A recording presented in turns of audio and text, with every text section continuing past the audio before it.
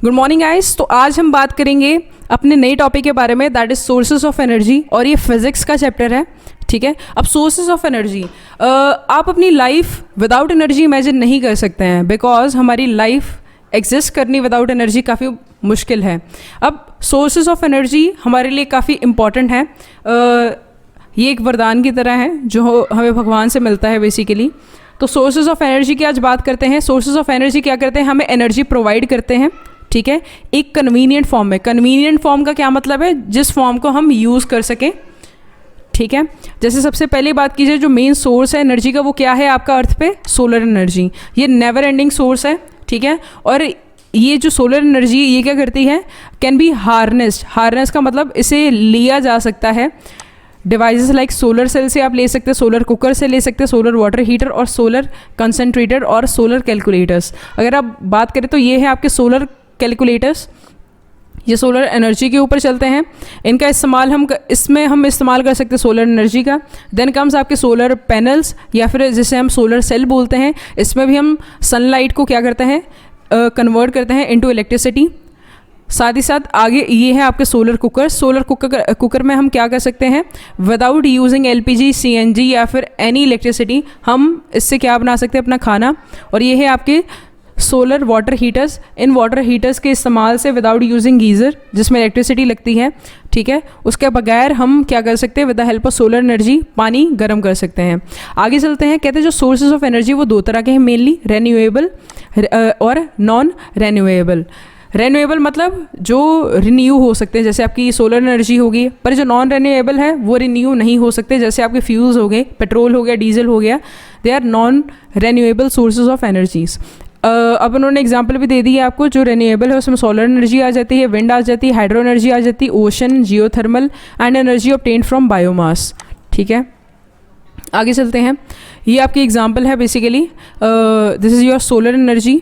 तो ये है रेन्यूएबल सोर्स, जबकि ये है आपका, ये भी आपका रेन्यूएबल सोर्स है, ये आपका जियोथर्मल की एग्जांपल है।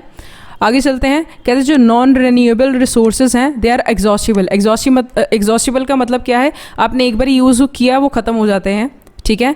सो इनको कन्वेंशनल सोर्सेज ऑफ एनर्जी भी कहा जाता है। For example fossil fuels basically आते हैं इसमें, आपका जैसे कोल आ गया, ऑयल आ गया, नेचुरल गैस। यहाँ पे आप देख सकते हैं नेचुरल गैस का ज़्यादातर इस्तेमाल किया जाता है as a fuel in vehicles, या फिर as a fuel, as a domestic fuel. Domestic fuel का मतलब हम इसे अपनी गैस स्टोव जलाने के भी काम में लाते हैं, ठीक है।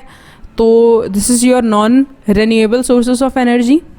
साथ ही साथ अगर बायो एनर्जी की बात की जाए तो बायो एनर्जी क्या है? अब ग्रीन प्लांट्स भी सोलर एनर्जी को कन्वर्ट करते हैं केमिकल एनर्जी में, ताकि वो फोटोसिंथेसिस कर सकें, और इस प्रोसेस को हम बोलते हैं बायो एनर्जी। ये जो एनर्जी बनती है इस केस में उसको क्या कहा जाता है? Bio energy. आगे हम बात करते हैं कंबस्शन की। कंबस्शन क्या है? किसी फ्यूल को बर्न करना इज नोन एज कंबस्शन, ठीक है। कंबस्शन के दौरान क्या होता है? जो फ्यूल है वो हीट प्रोड्यूस करता है और लाइट प्रोड्यूस करता है, ठीक है। साथ ही साथ फ्यूल्स हो सकते हैं सॉलिड, लिक्विड और गैस। सॉलिड यहाँ पे आपको एग्जांपल दी गई है। सॉलिड में जैसे आपका क्या आ गया?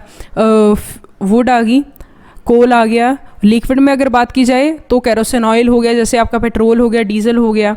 साथ ही साथ गैसेस में क्या आ गया? एलपीजी, सीएनजी, ये सब आ गए। आगे चलते हैं। कहते हैं जो सॉलिड फ्यूल्स हैं उसमें आपको एग्जांपल दी गई है wood, coal, coke, charcoal, agriculture waste, cow dungs etcetera.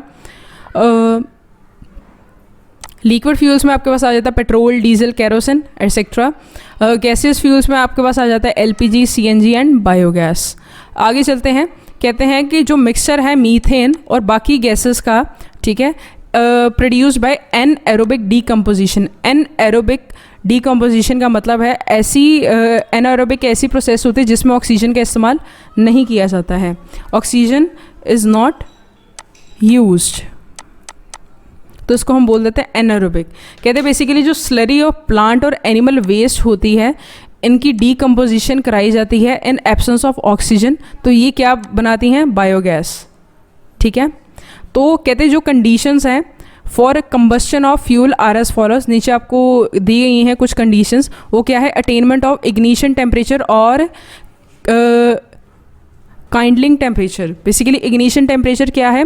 Basically कोई चीज़ जलना तब स्टार्ट करती है अगर वो अपने मैक्सिमम मेल्टिंग टेम्परेचर पे या फिर बर्निंग टेम्परेचर पे पहुंचती है। फॉर एग्जांपल पेपर हो गया, उसको जल्दी आग क्यों लगती है? बिकॉज उसका इग्निशन टेम्परेचर काफ़ी कम है। इग्निशन टेम्परेचर का मतलब वो टेम्परेचर जिस पे वो आग पकड़ ले। अगर वुड की बात करें तो वुड थोड़ा सा लेट जलती है, बिकॉज जो उसका इग्निशन टेम्परेचर है एज़ कम्पेयर टू पेपर वो काफ़ी ज़्यादा होता है। दूसरे नंबर पे अगर आपको कंबस्शन करनी है तो उस केस में आपको एयर चाहिए या फिर ऑक्सीजन प्रेजेंट होनी चाहिए। साथ ही साथ presence of combustible material. Presence of combustible material का मतलब है कोई ऐसा मटेरियल होना चाहिए जो जल सके, जैसे फॉर एग्जांपल आपकी वुड आ गया, कोल आ गया, पेपर आ गया, एटसेट्रा। कहते हैं साथ ही साथ फ्यूल्स को करेक्टराइज किया जाता है बाय देयर कैलोरीफिक वैल्यू। जिसकी जितनी अच्छी कैलोरीफिक वैल्यू होगी उतना अच्छा वो फ्यूल माना जाएगा।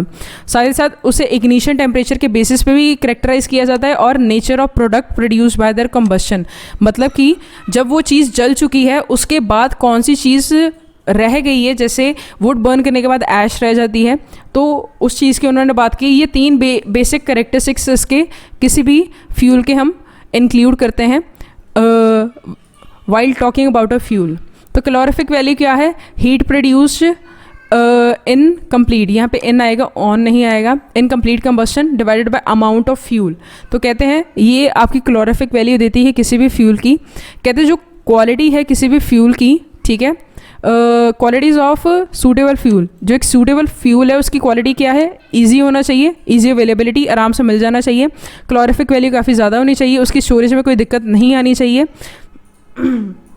साथ ही साथ उसकी ट्रांसपोर्ट में भी कोई प्रॉब्लम नहीं होनी चाहिए, कॉस्ट उसकी कम होनी चाहिए, इग्निशन टेम्परेचर काफ़ी ज़्यादा होना चाहिए, यूजली रूम टेम्परेचर से थोड़ा ज़्यादा होना चाहिए, ठीक है। साथ ही साथ जो उसकी कंबस्शन है, कंबस्शन वाली प्रोडक्ट्स हैं वो एनवायरमेंटल पोल्यूटेंट्स ना हो, मतलब वो पोल्यूशन ना कॉज करे, तो वो है आपका एक बेस्ट फ्यूल। आगे बात करेंगे, it is important to use sources of energy judiciously. कहते हैं अब सोर्सेज ऑफ एनर्जी को यूज़ करना जुडिशली काफ़ी ज़रूरी है। हमें यूज़ जितना फ्यूल चाहिए हमें उतना ही यूज़ करना चाहिए, एक्स्ट्रा नहीं यूज़ करना चाहिए, हमें ग्रीडीनेस नहीं रखनी चाहिए, ताकि जो हमारे non renewable resources of energy हैं वो बच सकें। So this is a main reason. तो हमें सारे एफर्ट्स करने चाहिए ताकि हम अपने नॉन रेन्यूएबल रिसोर्सेज होगी, जैसे आपके कोल हो गया, पेट्रोलियम हो गया, इनको बचाया जा सके। सो दैट्स ऑल, यहाँ तक था आपकी थ्योरी।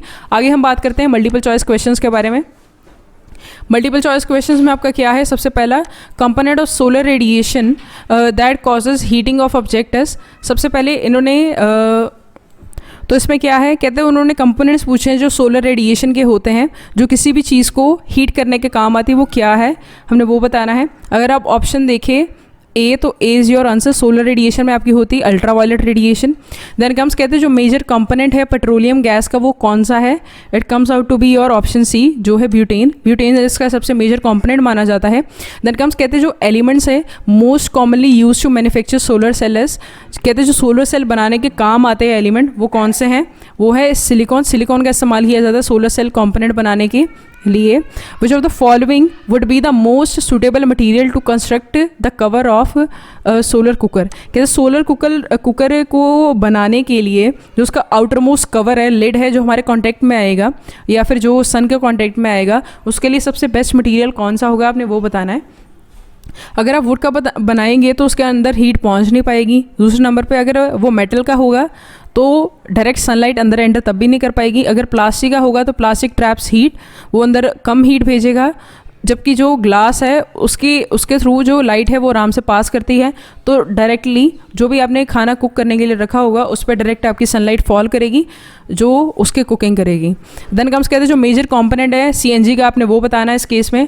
तो जो मेजर कंपोनेंट है वो आपकी सीएनजी का वो है मीथेन। जो मीथेन है वो आपका सबसे मेजर कंपोनेंट माना जाता है सीएनजी का। और सीएनजी का इस्तेमाल आप करते हो एज अ डोमेस्टिक फ्यूल, मतलब अपने घरों में भी इस्तेमाल करते हो एज अ गैस फ्यूल। तो साथ ही साथ इसका इस्तेमाल एक हम व्हीकल्स के केस में भी करते हैं। आगे बात करते हैं solar photovoltaic cell, SPV convert solar energy into, SPV किस में कन्वर्ट करता है सोलर एनर्जी को? That is your electrical energy. इसे इलेक्ट्रिकल एनर्जी में कन्वर्ट किया जाता है। आगे, in which of the following forms ocean do not store energy. कहते हैं किस फॉर्म में जो ओशन है वो एनर्जी स्टोर नहीं करती है? तो इस केस में जो आपका ऑप्शन है वो है विंड। वो OTE एनर्जी भी स्टोर करती है, वेव एनर्जी भी स्टोर करती है और टाइडल एनर्जी भी स्टोर करती है। Then comes sun gases. Sun gas basically आपकी क्या होती है? That is your option B, water gas का दूसरा नाम है सन गैस, ये आपने पहले भी किया हुआ है। विच of the following is not a fossil fuel, इसमें से कौन सा फॉसिल फ्यूल नहीं है? अगर आप बात करें तो biogas is not at all your fossil fuel, petroleum भी है, कोल भी है और नेचुरल गैस भी है। आगे बात करते हैं which of the following varieties of coal has maximum percentage, कहते इसमें से कौन सा सबसे बेस्ट परसेंटेज, जिसके पास सबसे ज़्यादा परसेंटेज है कार्बन की, आपने वो ऑप्शन सेलेक्ट करना है।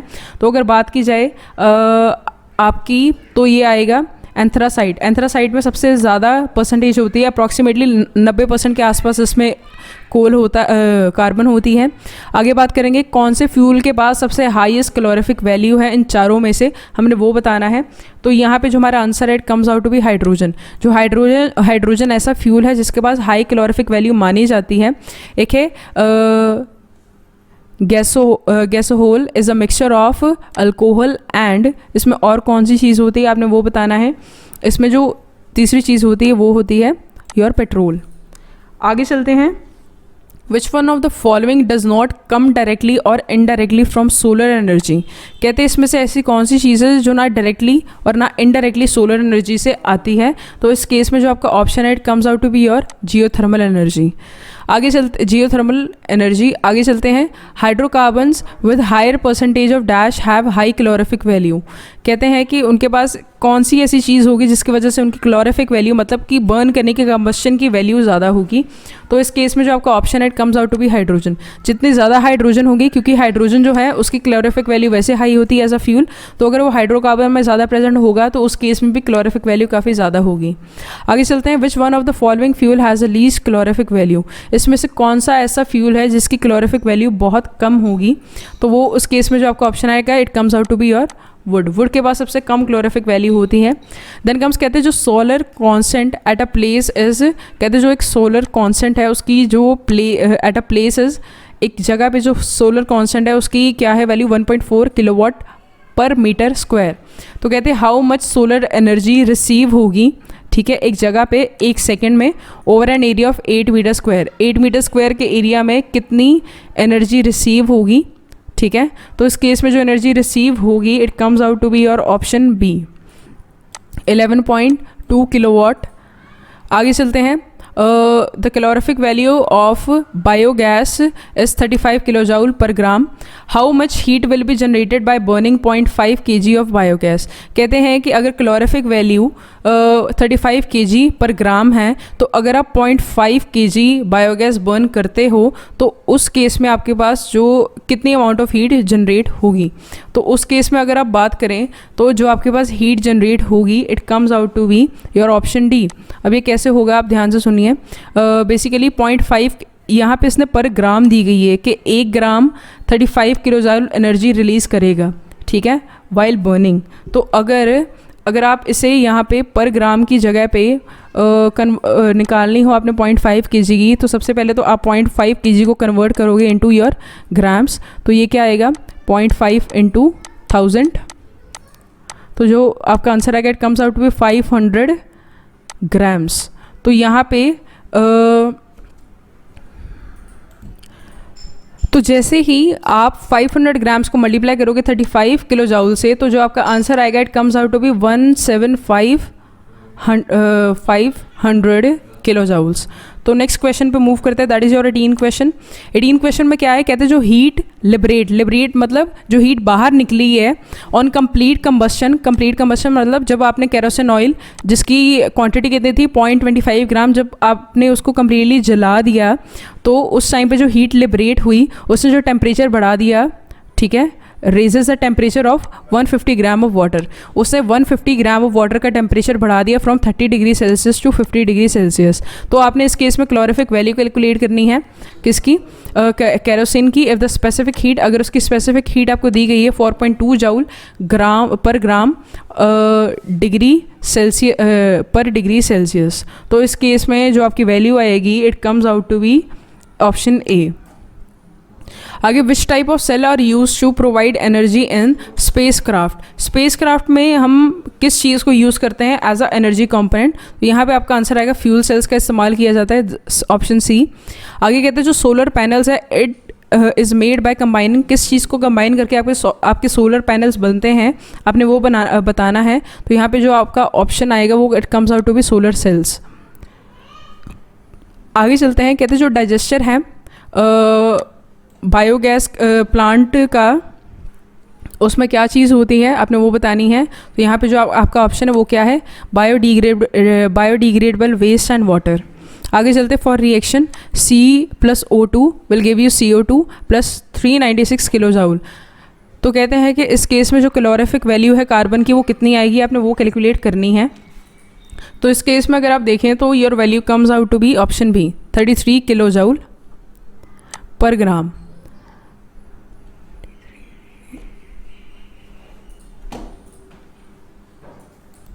तो इस केस में आपकी कैलोरीफिक वैल्यू की आपने वैल्यू कैलकुलेट करनी है जो आई थी 33 किलो जूल पर ग्राम। ऐसा क्यों हुआ, बेसिकली जो आपके कार्बन है, कार्बन का जो एटॉमिक मास होता है वो कितना होता है 12U। 12U को हम 12 ग्राम्स में मानते हैं, मतलब कि 12 ग्राम कार्बन को बर्न करने के बाद आपको जो एनर्जी मिलेगी that comes out to be 396 kilo joule. ठीक है, तो इससे पर ग्राम की वैल्यू पूछी है तो हम क्या करेंगे 396 डिवाइडेड बाय 12 कर देंगे, तो जो आपका आंसर आएगा it comes out to be your 33 kilo joule per gram. तो इसलिए जो आपका ऑप्शन है it comes out to be option B. आगे चलते हैं, इन चारों में से प्राइमरी फ्यूल कौन सा है आपने वो बताना है। तो यहाँ पे जो प्राइमरी फ्यूल है it comes out to be wood. Primary fuel मतलब जो सबसे पहले हमारे पास फ्यूल आया था उसकी बात की गई है। देन कम्स 24th क्वेश्चन की बात करेंगे। 24th क्वेश्चन में क्या है हमारे पास, कहते हैं जो हीट है जो हमें कंप्लीट कंबस्टन से मिलेगी 6 ग्राम ऑफ ब्यूटेन से raises the temperature of 5 kg of water bye 15 degree Celsius. कहते हैं कि जो हमें हीट मिली 6 ग्राम ब्यूटेन को बर्न करने के बाद, तो उसने क्या किया, जो 5 kg वाटर था उसका टेम्परेचर बढ़ा दिया है बाय 15 डिग्री सेल्सियस। तो कहते हैं उसकी हमने कैलोरीफिक वैल्यू बतानी है ब्यूटेन की।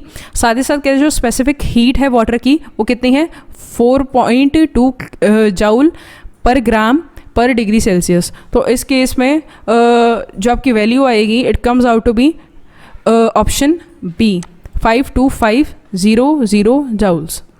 आगे चलते हैं, कहते हैं इसमें से कौन सा नेसेसरी कंडीशन है कंबस्शन के लिए किसी भी सब्सटेंस की। तो आपने इन चारों में से एक ऑप्शन बताना है। तो जो करेक्ट ऑप्शन है it comes out to be presence of carbon dioxide. उन्होंने पूछा है कौन सी सिचुएशन ज़रूरी नहीं है, तो उस केस में आएगा आपका प्रेजेंस ऑफ कार्बन डाइऑक्साइड ज़रूरी नहीं है। देन कम्स एलपीजी का जो ऑर्डर है वो होता है इथाइल मरकैप्टेन की वजह से, जो उसकी जो एक स्मेल आती है करेक्टरिस्टिक स्मेल सी आती है एलपीजी की, that is due to ethyl mercaptan. आगे चलते हैं, why is glass cover use on top of the solar cooker. कहते सोलर कुकर के टॉप पे ग्लास कवर्स का इस्तेमाल क्यों किया जाता है। इसके पीछे जो आपका रीज़न है it comes out to be C. इसमें क्या होता है बेसिकली, ये क्या करता है हीट को लॉस नहीं होने देता बाय रेडिएशन। बेसिकली ग्लास का क्या काम है, हीट अंदर एंटर कर जाती है पर उसे ट्रैप कर लेता, बाहर निकलने नहीं देता, जिसकी वजह से जो कुकिंग है वो काफ़ी अच्छी होती है। देन कम्स कहते हैं जो सोर्स ऑफ एनर्जी है in a thermal power station is, किस चीज़ का इस्तेमाल किया जाता है हम थर्मल पावर स्टेशन में। तो your option comes out to be B, coal का मेन इस्तेमाल होता है in your thermal power stations. साथ ही साथ सबसे अबंडेंट एलिमेंट सन, यहाँ पे सम की जगह पे आपका सन है, ठीक है। तो सन में सबसे अबंडेंट एलिमेंट कौन सा है आपने वो बताना है। It comes out to be A, hydrogen सबसे अबंडेंट एलिमेंट माना जाता है। साथ ही साथ exposure of which of the following rays will be most harmful for a person, किसी हार्मफुल के लिए कौन सी रेज का एक्सपोजर बुरा है आपने वो बताना है। तो सबसे बुरी जो रेज मानी जाती हैं it comes out to be gamma rays. Gamma rays काफ़ी हार्मफुल होती हैं हमारे लिए। आगे चलते हैं, water should not be used to put out fire caused by burning petrol because water will vaporize. Water is immiscible in water. Water is heavier than petrol. Water will form hydrogen due to heat. तो इन चारों में से आपने एक option बताना है।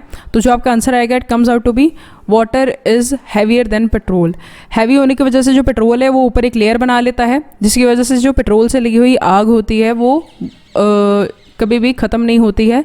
और इसको ख़त्म करने के लिए आपको चाहिए या तो फायर एक्सटिंग्विशर का आप इस्तेमाल करते हैं जिसमें कार्बन डाइऑक्साइड होती है, या फिर आप इस्तेमाल करते हैं सैंड का, जो रेत आपको अक्सर ही पेट्रोल पंप्स पे मिल जाती है। आगे चलते हैं 32 क्वेश्चन पे। कहते हैं जो सोलर कुकर्स हैं इस painted back from inside because कहते हैं कि जो सोलर कुकर्स हैं उनको पेंट क्यों किया जाता है ब्लैक फ्रॉम इनसाइड, अंदर से उसको ब्लैक पेंट क्यों किया जाता है बेसिकली, इसके पीछे ये रीज़न है क्योंकि जो ब्लैक सर्फेसेस हैं वो हीट को ऑब्जॉर्ब करती हैं ज़्यादा as compare to any other colour. तो यहाँ पे आपका ऑप्शन आएगा वो आएगा B. So that's all, thank you.